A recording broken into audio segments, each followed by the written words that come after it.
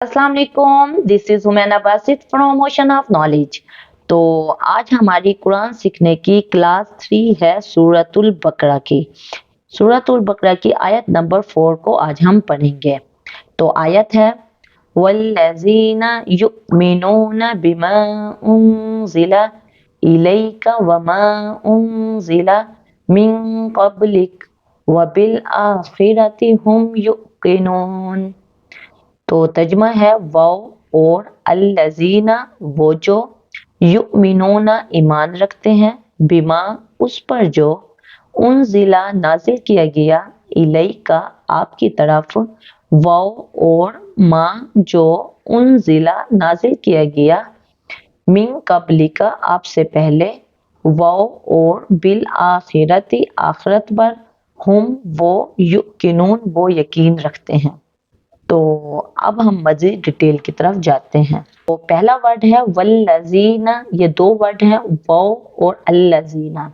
वो और अल्लज़ीना वो जो, एंड दोज हु। कुरान पाक का कोई भी वर्ड हो वो या इस्म होता है यानी कि नाउन, फेल होता है यानी कि वर्ब या हर्फ होता है यानी कि पार्टिकल।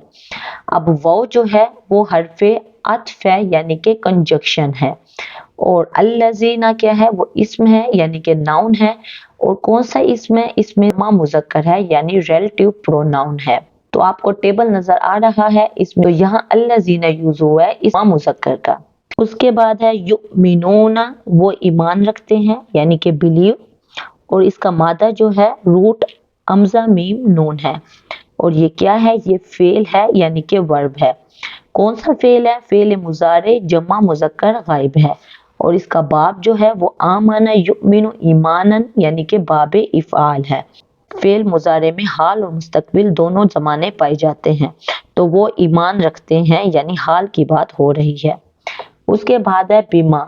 बीमा भी दो वर्ड हैं, बी और माँ। तो बी साथ और माँ जो यानी साथ जो इन्वर्ट। बी जो है वो पार्टिकल है यानी कि हर्फ है। कौन सा हर्फ है, हर्फ जार है यानी कि प्रेपोजिशन है। और माँ जो है वो इस्म है यानी कि नाउन है, इसमें मौसूल है, रिलेटिव प्रोनाउन है। और आपको पता है दो वर्ड मिलके बी माँ, बी जो है वो हर्फ जार है और माँ जो है वो मजरूर है। हर्फ जार के बाद हमेशा जो वर्ड होता है वो मजरूर होता है, और ये दो वर्ड मिलके हर्फ जार और मजरूर मिलके मुरक्कब जारी बनाते हैं। मुरक्कब दो अल्फाज का मजमुआ होता है, तो हर्फ जार यानी कि बी और माँ मजरूर मिलके इन्होंने मुरक्कब जारी बनाया है। ईमान लाना हमेशा बा के साथ आता है, ये जो बी लगा हुआ है ये ईमान लाना यानी वो ईमान लाते हैं, वो ईमान रखते हैं। तो ईमान रखने की बात हो रही है, ईमान लाने की बात हो रही है, तो ईमान लाना हमेशा बा के साथ आता है, तो वो ईमान लाते हैं, तो इसलिए बीमा। उसके बाद है उनजिला, नाजिल किया गया यानी कि सेंड डाउन। और इसका मादा जो है वो नून जा लाम है, और ये फेल है, फेल यानी कि वर्ब है। और फेल माजी है यानी नाजिल किया गया, माजी की बात हो रही है। फेल माजी मजहूल है यानी कि नाजिल किया गया, और वाहिद मुजक्कर गायब है। और बाब है अनजाला युनजिलु इंजालन यानी कि बाबे इफाल है। उसके बाद है इलैका, यानी इला और का दो वर्ड हैं, तरफ आपके यानी कि टू यू। इला जो है वो हर्फ है, पार्टिकल हर्फ जार है यानी कि प्रेपोजिशन है। और का जो है वो इस्म है, इस यानी कि नाउन। तो कौन सा इसमें, इसमें ज़मीर है यानी कि पर्सनल प्रोनाउन है, और इसमें ज़मीर वाहिद मुज़क्कर हाजिर है। आपको ये का वाली टेबल नजर आ रहा है, इसमें ज़मीर वाहिद मुज़क्कर हाजिर, यहाँ हाजिर का सीगा यूज हुआ है का। हर्फ जार के बाद हमेशा वर्ड जो होता है वो मजरूर होता है। हर्फ जार और मजरूर मिलके मुरक्कब जारी बनाते हैं, और का जो है वो मबनी है, इसलिए का के ऊपर जबर आई है। उसके बाद है वमा, वाओ और माँ, वाओ और माँ जो एडवर्ट। वाओ जो है हर्फ अत्फ है यानी कोऑर्डिनेटिंग कंजक्शन है, और माँ जो है वो इसमें मौसूल है यानी कि रिलेटिव प्रोनाउन है। मीन से यानी कि फ्रॉम, और मीन जो है वो हर्फ है, हर्फ जार यानी कि प्रेपोजिशन। उसके बाद है कबलिका, तो कबली और का, तो ये भी दो वर्ड हैं, आपसे पहले यानी कि बिफोर यू। और इसका मादा जो है कबलिका का कौफ बा लाम है। اور قبلی جو ہے وہ اسم ہے یعنی کہ ناؤن ہے، اور کا جو ہے وہ اسم ضمیر ہے یعنی کہ پرسنل پروناؤن ہے، ابھی میں نے کا بتایا ہے۔ اب من جو ہے کیونکہ وہ حرف جار ہے تو من کے بعد جو اگلا ورڈ ہوتا ہے وہ مجرور ہوتا ہے۔ اب من کے بعد کیا آ رہا ہے؟ قبلی، کا کو نہ دیکھیں، کا اسم ضمیر ہے وہ اس کے ساتھ ملا ہوا ہے، تو یہ قبلی، تو لام کے نیچے جو زیر آ رہی ہے وہ من کی وجہ سے آ رہی ہے، یعنی حرف جار کی وجہ سے آ رہی ہے۔ حرف جار کے بعد جو اگلا ورڈ ہوتا ہے وہ مجرور ہوتا ہے، اور یہ دو ورڈ مل کے مرکب جاری بناتے ہیں۔ تو من قبلی، تو من قبلی نے مل کے مرکب جاری بنایا، من حرف جار اور قبلی مجرور یعنی کہ لام کے نیچے زیر۔ اس کے بعد قبلی کا بھی دو ورڈ مل کے مرکب اضافی بنا رہے ہیں۔ قبلی مضاف ہے اور کا جو ہے وہ مضاف الیہ ہے۔ اب قبلی جو ہے وہ مجرور ہے من کی وجہ سے، اور قبلی جو ہے وہ مضاف ہے کا کی وجہ سے، یعنی کہ قبلی ایٹ اے ٹائم مجرور بھی ہے اور مضاف بھی ہے۔ مرکب اضافی میں پہلا مضاف ہوتا ہے اور دوسرا مضاف الیہ ہوتا ہے، یعنی آپ سے پہلے، آپ سے پہلے، تو یہ کیا ہے؟ یہ مرکب اضافی ہے۔ اور آپ کو پتہ ہے جو مضاف ہوتا ہے اس پہ نہ ال آتی ہے نہ تنوین آتی ہے۔